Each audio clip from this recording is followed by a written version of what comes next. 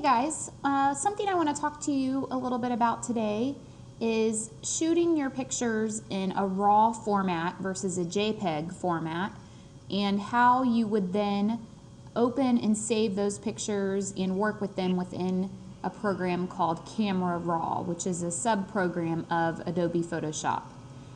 So as you can see on the screen here, I have a picture pulled up. This program that is open is Adobe Bridge. So if you have the Creative Suite, or if you have this program just by itself installed on your computer, you can open your pictures up in Bridge to be able to access them, rename them, sort them a lot easier than if you're just using like Windows Photo Viewer or something along those lines.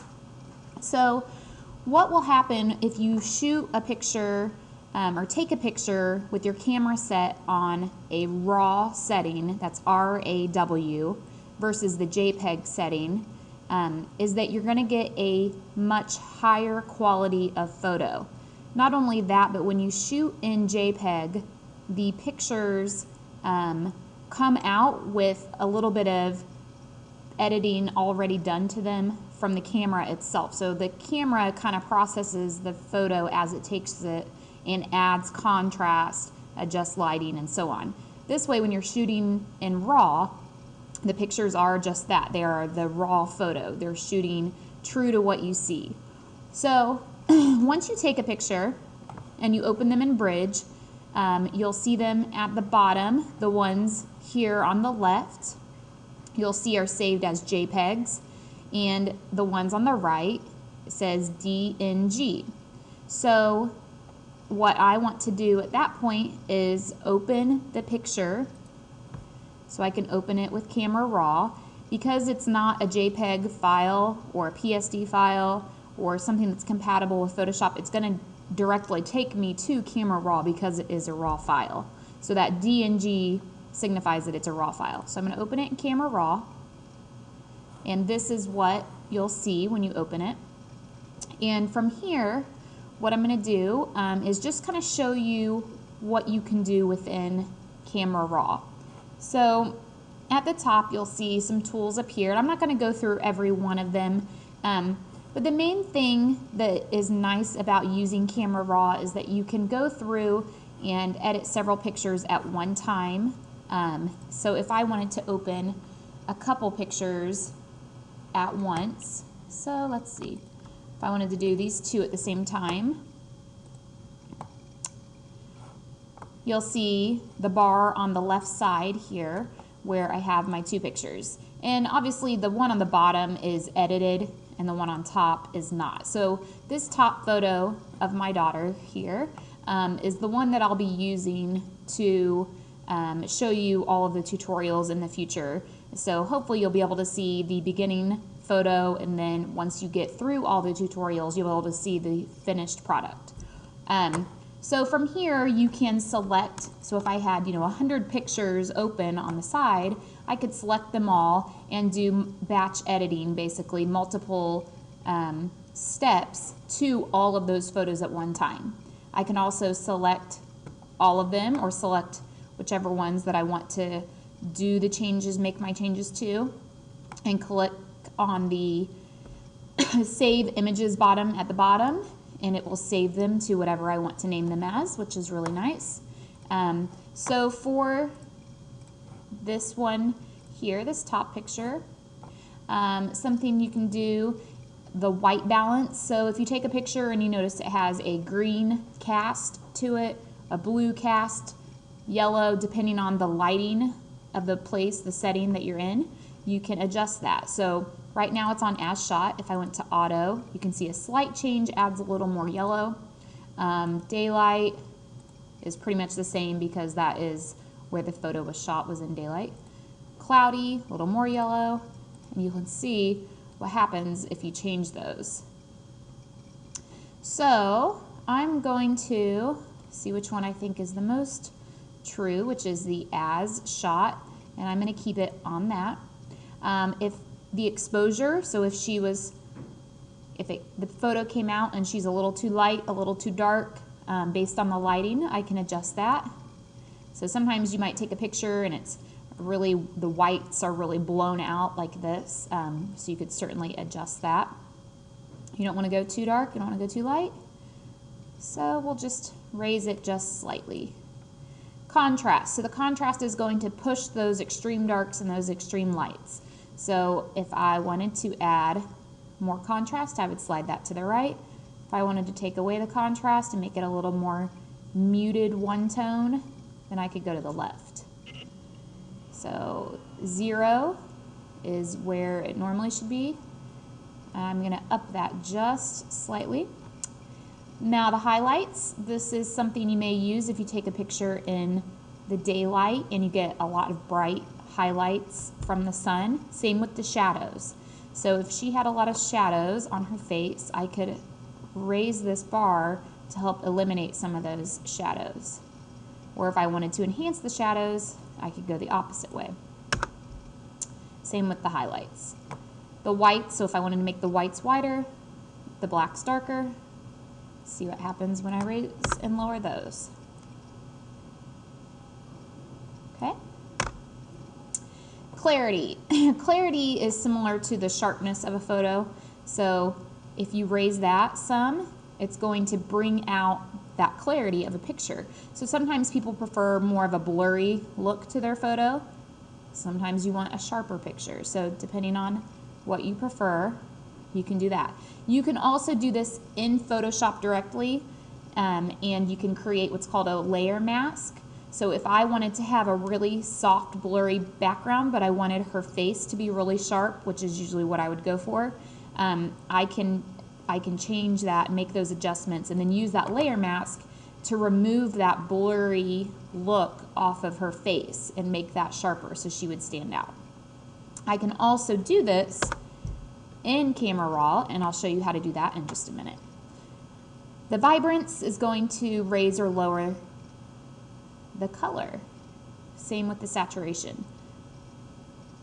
So the saturation is going to be how much color there is. The Vibrance is how rich that color is. So you can see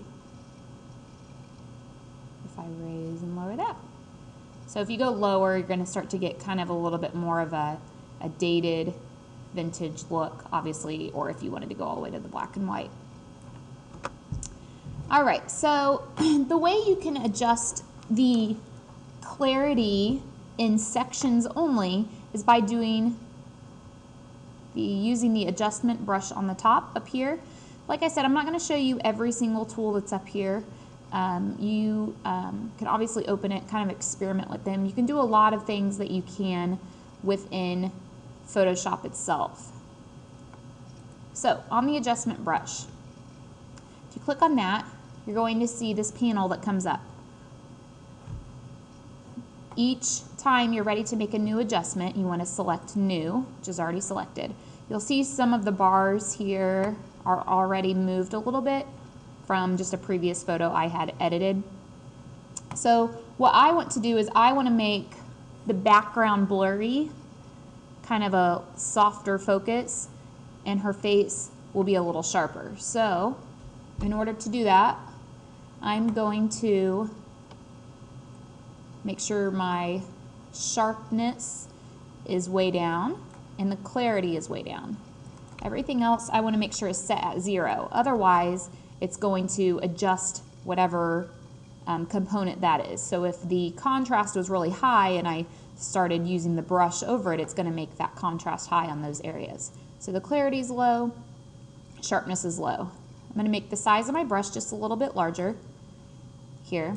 And you'll see as I brush this over the background how it starts to become a little more out of focus. And when I continue on editing these photos, I am going to eliminate some of this stuff. I don't want to see this little flower pot and the rest of her little toys, and I'm actually going to end up removing the flower pot that's out of her hand and placing something else in there. So we'll go through all that. So you can see how much more out of focus that is. And this, where it says show pins at the bottom, the little pin that is on the right here. So when I hover over that pin, it's going to show all of the areas that were affected by my brush. So I saw that I missed a little bit here. Now if I hover back over that, you can see I don't want to go too close to her face or her hair because I want her hair to stay really in focus. Now if I wanted to sharpen her face, I would need to create a new adjustment, and I'm going to raise the clarity and the sharpness just a little bit. And when I go over her face, it's going to bring out some of that. So now you can see what happens if I raise that or lower that. She's blurry versus her face becoming more, the sharpness being revealed. Let me lower this a little. Okay, next thing I want to do is I'm just going to show you if those are starting to get in your way, you're doing a lot of adjustments, and the pins are in your way, you can click off of this show pins so that they're removed. So a lot of other things you can do from here with the adjustment brush is if you wanted to create a new adjustment brush, whiten her eyes, smooth her skin, sharpen things. Up here you can do spot removal, so if there's a little spot, you can do that. There's the healing brush and so on. So there are a lot of different elements and neat things that you can do within Camera Raw. So the last thing I want to show you is how you would save an image. So I'm going to just save this one image. So I'm going to click Save Image at the bottom. This dialog box will pop up. I'm going to save it in the same location, and you can select whatever you want to name it as. So if you had 100 photos you were saving, you can select you want a serial number and begin the numbering at 1, and it will go through and save them all in sequential order, which is really, really great. So I'm saving it in the same location. If I wanted to save it somewhere else, I could certainly choose a different folder. So I'm going to click Save, and it's saving at the bottom. I may have cut off at the bottom there for you to see where it says it's saving. It's running slow. And then once this photo saves, I can click Done. And now I have within Bridge my original photo and then my new photo that I saved. So there's my original, and this is the new one that I saved. So there's no reason for me to keep my original, so I could delete that one out if I wanted to. Alright, so that does it for Camera Raw, and we'll move on to the next tutorial and do some more editing with this photo.